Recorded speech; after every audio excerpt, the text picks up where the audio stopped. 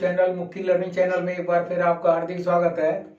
आज के इस सेशन में हम डिस्कस करेंगे द वर्कमैन्स कंपनसेशन एक्ट। सबसे पहले मैं ब्रीफ में बता दूं ये क्या है। ये एक्ट जो लोग फैक्ट्रीज वगैरह, माइंस में या ऐसे डिपार्टमेंटों में काम करते हैं जहां पे आमतौर पर एक्सीडेंट होते हैं और जिसमें जानलेवा भी हो सकते हैं, फैटल एक्सीडेंट होते हैं, कई बार पार्शियल डिसेबिलिटी हो जाती है या परमानेंट डिसेबिलिटी, मतलब किसी प्रकार की हो जाती है, तो उन वर्कर्स को या उनकी फैमिली को फाइनेंशियल कंपनसेट करने के लिए जो उनका एम्प्लॉयर है वो बाउंड है उनको फाइनेंशियल एड देने के लिए। तो इस एक्ट में क्या क्या है हम यहाँ पे स्टेप वाइज समझेंगे।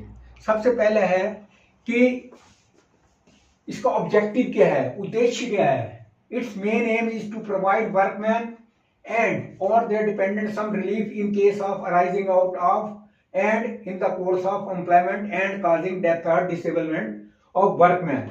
यदि किसी वर्कर की एक्सीडेंट हो जाता है, उसको चोट लग जाती है और उसकी वजह से चोट लग जाती है काम करने के दौरान, और वो काम जो उसको असाइन किया हुआ है, तो यदि उसकी चोट लग जाती है या उसका एक्सीडेंट हो जाता है जिसकी वजह से वो डिसेबल हो जाता है, डिसेबल मीन अयोग्य हो जाता है, फर्दर पार्शियल डिसेबल भी हो सकता है, परमानेंट डिसेबल भी हो सकता है या फिर डेथ भी हो सकती है। तो यदि वो डिसेबल हो गया है, चाहे वो पार्शियली है या परमानेंट है, तो फाइनेंशियल कंपनसेशन जो है वो उस वर्कर को मिलेगा। और यदि अनफॉर्चुनेटली उसकी वर्कर की डेथ ही हो जाती है और वो डेथ जो है, उसकी डेथ होने से जो कंपनसेशन है उसकी फैमिली को मिलेगा, और ये कंपनसेशन देगा जो वो उसका एम्प्लॉयर है, यानी कि जहां पे वो काम कर रहा था वो उसका एम्प्लॉयर बाउंड है ये फाइनेंशियल असिस्टेंस देने के लिए। अब इसका स्कोप क्या है, scope and coverage. The workman compensation amendment act 2000 has brought all the worker within its sphere irrespective of their nature of employment, whether employed or casual basis or permanent. The act extend to whole of India। कि ये जो act है ये सभी worker irrespective of, चाहे वो casual worker हैं या परमानेंट बेसिस पे हैं, यदि उनके साथ अनफॉर्चुनेटली ऐसा एक्सीडेंट हो जाता है ड्यूटी के दौरान तो उनको कंपनसेशन मिलेगा। और ये जो एक्ट है ये पूरे इंडिया में लागू है। इसको ministry of labour and employment इसका हेड है। यदि कोई ऐसा वर्कर है जिसका कोई एक्सीडेंट हो गया तो जो लेबर कमिश्नर है वो उसको इमीडिएटली इन्फॉर्म करेगा। ये हम आगे चल के डिस्कस करेंगे। नेक्स्ट है कि the act applies to worker. अब ये एक्ट जो है किन किन पे लागू होता है, ये है माइंस, जो लोग खानों में काम करते हैं, plantation, construction work, electricity department and certain other categories of railway worker. However the workers who are covered under the employ state insurance ESI are not eligible. अब जो लोग खानों में काम कर रहे हैं या खेती बाड़ी में काम कर रहे हैं या फिर बिजली डिपार्टमेंट, इलेक्ट्रिसिटी डिपार्टमेंट काम कर रहे हैं, और या फिर रेलवे की कुछ ऐसे कैटेगरीज हैं जिसके अंदर वो काम कर रहे हैं, तो उनको ये कंपनसेशन मिलेगा। लेकिन ये एक्ट उन पे अप्लाई नहीं होता जो लोग already ESI employ state insurance के अंदर कवर्ड हैं, क्योंकि जितनी फैक्ट्रीज होती हैं जो उनके वर्कर होते हैं वो ESI के अंतर्गत उनकी इंश्योरेंस हो रखा होता है, तो ये उन पे अप्लाई नहीं होता। वर्कमैन कंपनसेशन एक्ट जो है वो जो ESI के अंडर ऑलरेडी कवर्ड है उन पे ये अप्लाई नहीं होगा। नेक्स्ट है कि major changes of act since its inception. जब से ये एक्ट बना है 1923 से, इसके अंदर अभी तक केवल 2 ही चेंजेस हुई हैं। Number 1, in 2010 this law name was change to employees compensation act. पहला इसका जो चेंज हुआ है उसका अब नाम जो है वो कर दिया गया है employees compensation act instead of workman compensation act. और सेकंड चेंज जो हुआ है, on January 3rd, 2020, the Ministry of Labour and Employment raised the amount on which compensation is calculated from ₹8,000 to 15,000।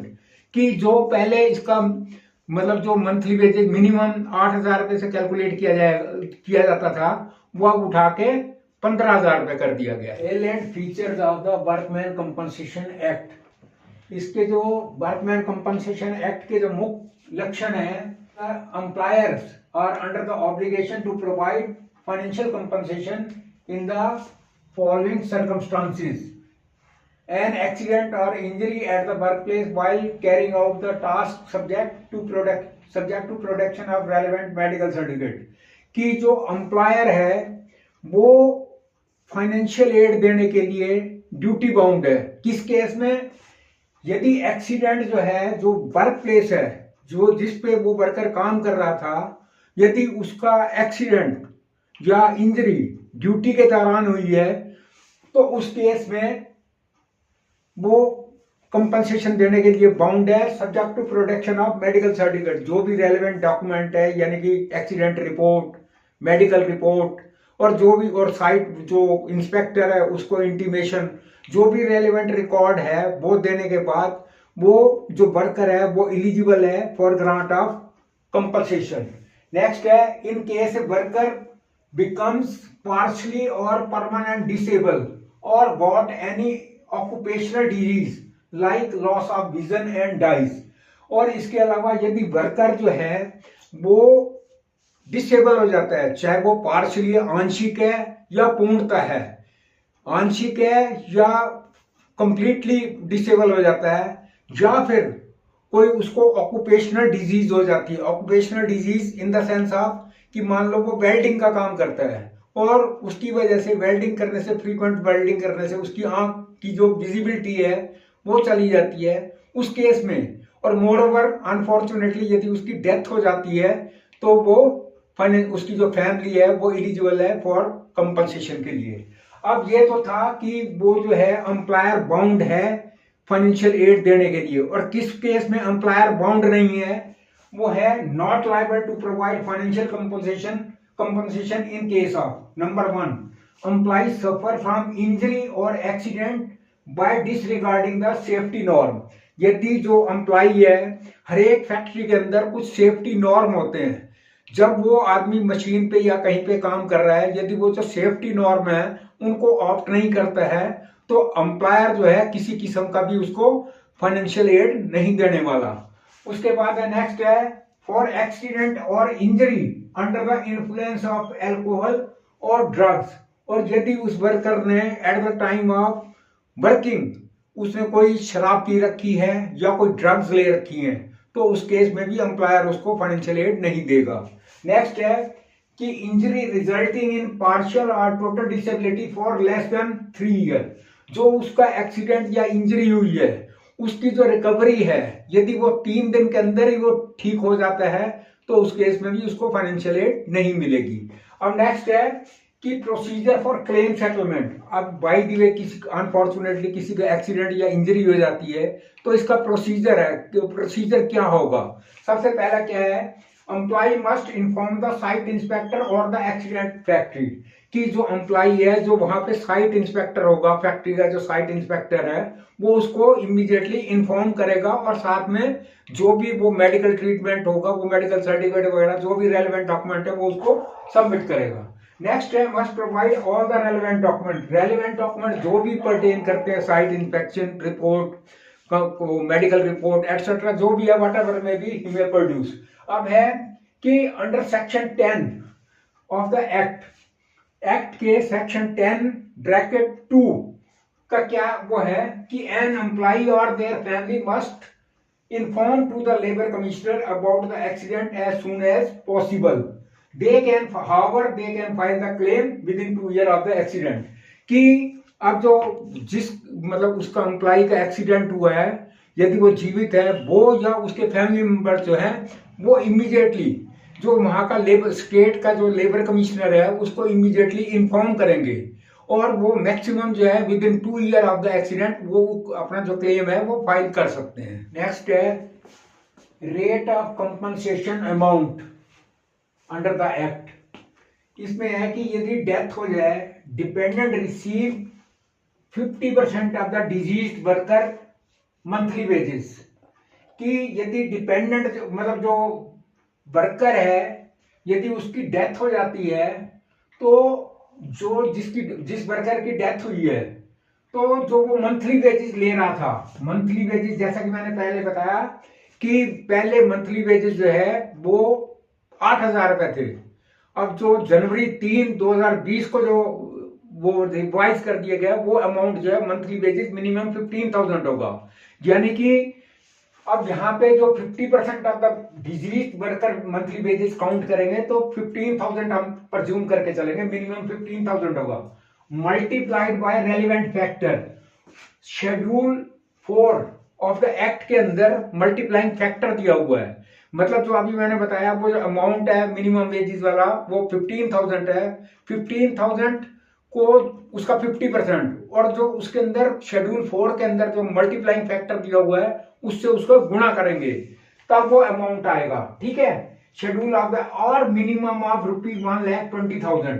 मतलब यदि उसके मिनिमम आपने 1,20,000 रुपए तो देने ही देने हैं। यदि हम उसकी जो मंथली सैलरी वो ड्रा कर रहा था उसका 50% को मल्टीप्लाई करना है रेलेवेंट फैक्टर से, वो अमाउंट जो आएगा और विच एवर इज हायर उन दोनों में से जो ज्यादा है। ये तो है डेथ के केस में।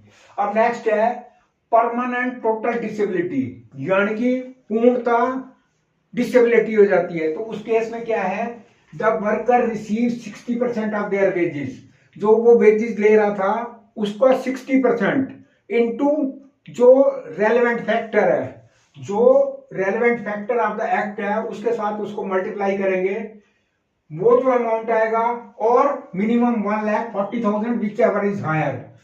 मिनिमम 1,40,000 तो है ही है और यदि उसकी वेजेस ज्यादा है तो इन दोनों में से विच एवर इज हायर, जो उनमें से ज्यादा है। नेक्स्ट है परमानेंट पार्शियल डिसेबिलिटी, यदि जो डिसेबिलिटी है वो आंशिक हो जाती है तो उस केस में क्या मिलेगा, the compensation depends on the existence of disability and calculated using a formula, कि कंपनसेशन जो मिलेगा उसकी जो डिसेबिलिटी हुई है उसकी एग्जिस्टेंस पे डिपेंड करता है कि कितनी परसेंटेज हुई है, 30% है, 40% है, 50 है।